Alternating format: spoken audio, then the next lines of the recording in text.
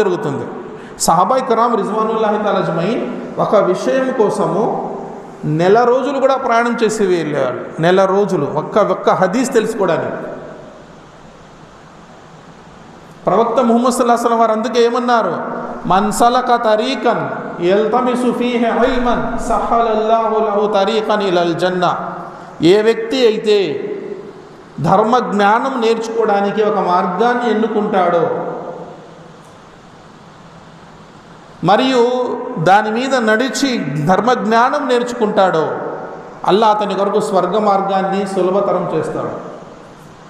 ఇప్పుడు అల్లాహ్ దయ వల్ల దూర ప్రయాణాలు చేయాల్సిన అవసరం లేదు. మస్జిద్లో ఇమాం ఉదయం ఫజర్ నమాజ్ తర్వాత, సాయంత్రం ఇషా తర్వాత ఒక హదీసు, ఒక ఖురాన్ వాక్యం గురించి చెప్తారు. రోజు వచ్చి కూర్చొని ఒక మాట నేర్చుకొని ఇంటికి వెళ్తాం.